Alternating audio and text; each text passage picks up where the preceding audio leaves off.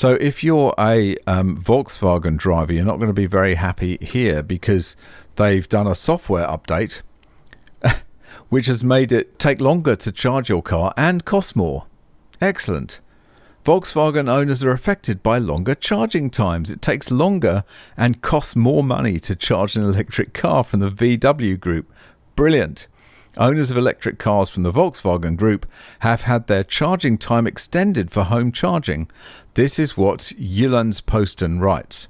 The longer time spent at the charger is reflected in a reduced charging power during AC charging. According to the newspaper, that these are the models that are built on the MEB platform and therefore have the same battery, the same charging system and the same basic software. Thus, owners of Audi, Cupra, Skoda and VW are affected by the fact that their car will no longer charge three-phase when charging at home after the software update from version 3 to version 3.7. Instead, the car will only charge in two phases and thus no longer charge with 11 kilowatt hours but with 7.4 kilowatt hours. So a third of the normal charging speed is missing.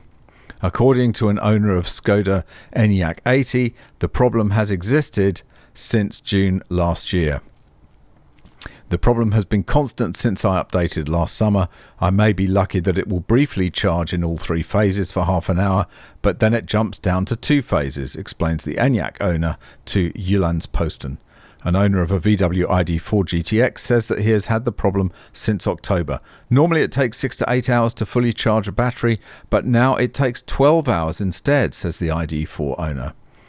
In practice, this means that owners of electric cars from the Volkswagen Group cannot benefit from the same financial benefit from the cheap night hours, but are also forced to charge during more expensive off-peak hours. Yes, I guess if your charging time extends longer, it will start to move into those peak periods as well as the cheap overnight periods. Brilliant.